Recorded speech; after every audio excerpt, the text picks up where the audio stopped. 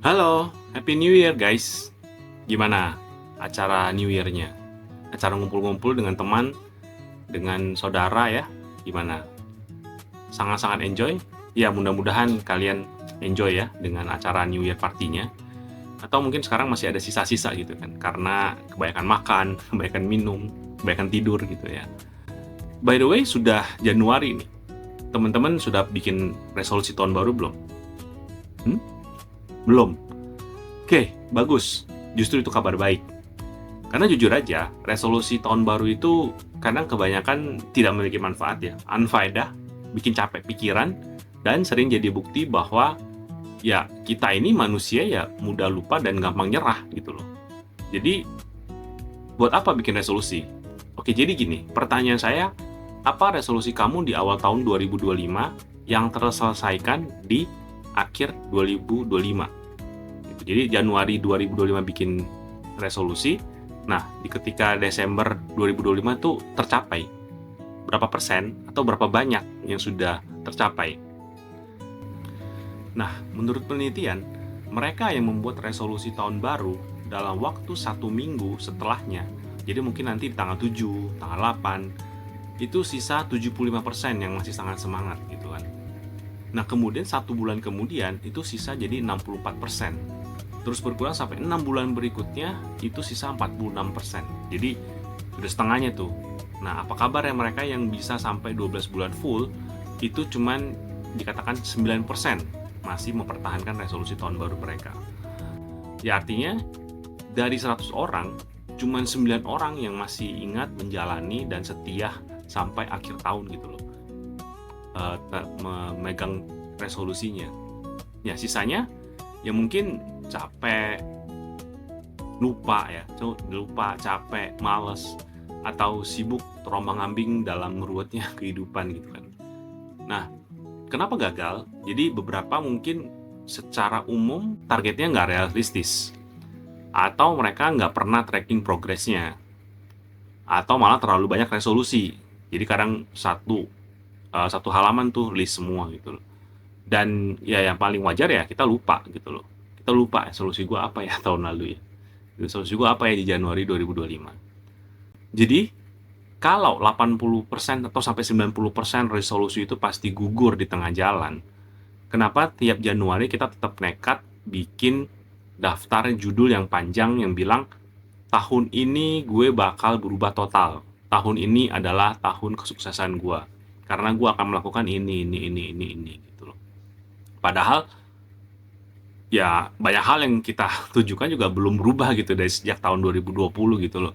Gue pengen lebih kurus ya segitu-segitu aja sampai setiap tahun gitu loh. Jadi ya itu akan mirip dengan katanya Albert Einstein ya. Dia bilang insanity is doing the same thing over and over again and expecting a different result. Hanya orang gila yang melakukan hal yang sama berulang-ulang dan mengharapkan hasil yang berbeda gitu. Dan kita tiap Januari masih aja melakukan ritual sakral yang sama. Tapi gimana dong kalau saya nggak bikin resolusi? Gimana dengan hidup kita kalau kita nggak bikin resolusi gitu? Masa hidup kayak kapal lepas tanpa kompas di tengah samudra bebas? Nah kalau ditanya apakah saya bikin resolusi tahun baru?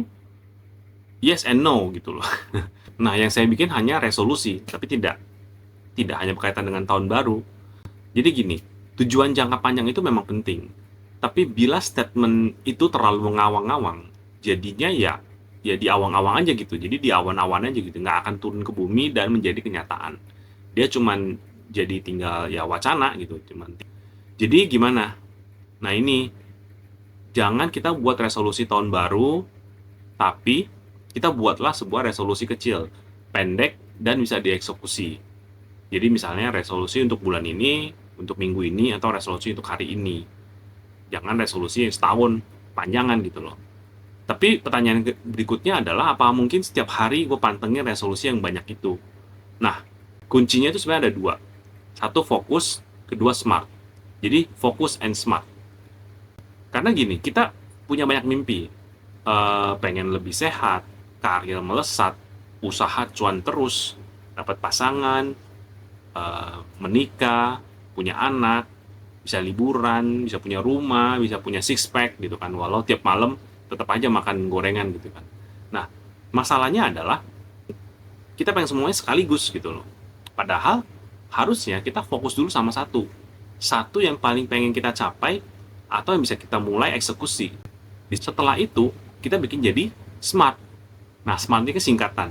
Dan gua rasa banyak orang sudah tahu teman-teman ya. SMART itu singkatan dari specific, measurable, achievable, relevant, and time define. Jadi, spesifik, terukur, bisa dicapai, relevan, dan ada batasan waktu. Nah, contohnya aja ya langsung ya. Misalnya, pengen lebih sehat. Itu keren ya, pengen lebih sehat. Semua orang pasti pengen lebih sehat. Tapi apakah itu sudah spesifik? Well, maybe not.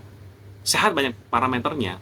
Apakah saya akan turunkan berat badan? Apakah saya lebih melancarkan mobilitas? Saya perlu olahraga lebih, jaga makanan, dan lain-lain. Kita bikin spesifik lagi, misalnya saya cuma ingin turunin berat badan. Gitu. Jadi saya ingin turunin berat badan. Nah, itu spesifiknya S. Nah, M-nya adalah measurable. Diukurnya gimana? Misalnya saya mau turun 1 kilo dari 75 ke 74 misalnya.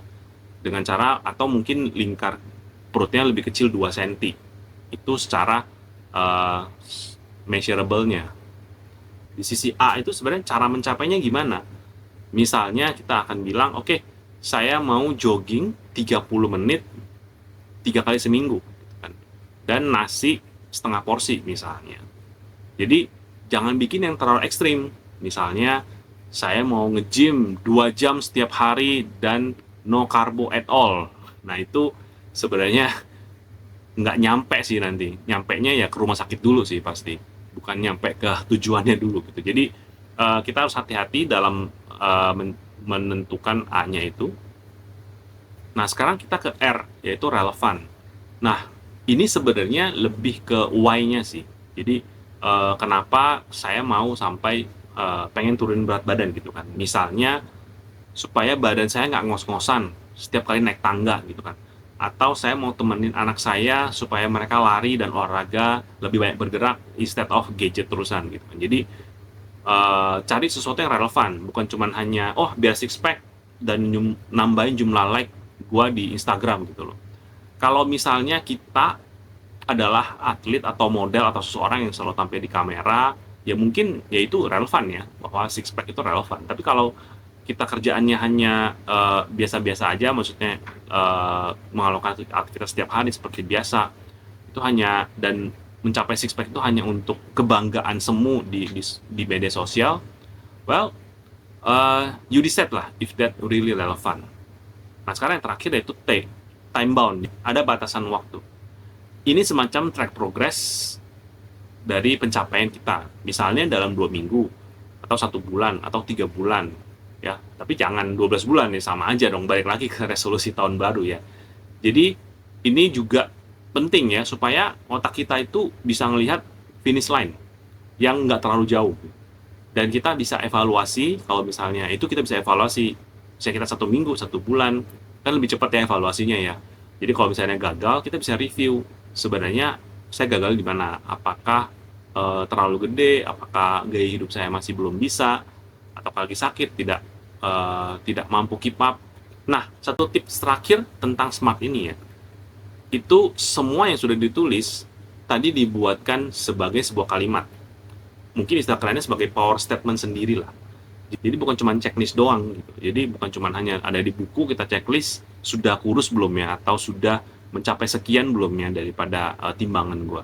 Nah, jadi kalau tadi contoh tadi, maka versi SMART-nya itu harusnya kita jadi kalimat aksi. Misalnya dalam 30 hari ke depan saya akan menurunkan berat badan saya 1 kilo dari 75 ke 74 dengan jogging 30 menit setiap Senin, Rabu, Jumat, dan mengurangi porsi nasi malam hari saya jadi setengah porsi ya, supaya saya tidak ngos-ngosan lagi kalau naik tangga. Jadi kalimat power statement-nya mungkin seperti itu, sehingga setiap kali kita baca, setiap hari kita baca mengingat lagi, yaitu yang bisa mengingat kita bahwa oke, saya harus melakukan ini karena that's the reason and that's the power statement.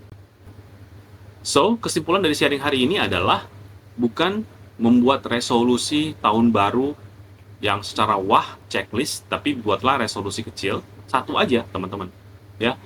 Yang penting fokus dan smart, ya. Karena perubahan besar itu selalu dimulai dari langkah-langkah kecil yang konsisten. Oke? Happy New Year teman-teman. Semoga ini konten bermanfaat dan semoga tahun ini bukan cuma rencana, tapi penuh dengan perubahan-perubahan yang nyata untuk mencapai hidup kita yang lebih baik. Oke? See you again and God bless.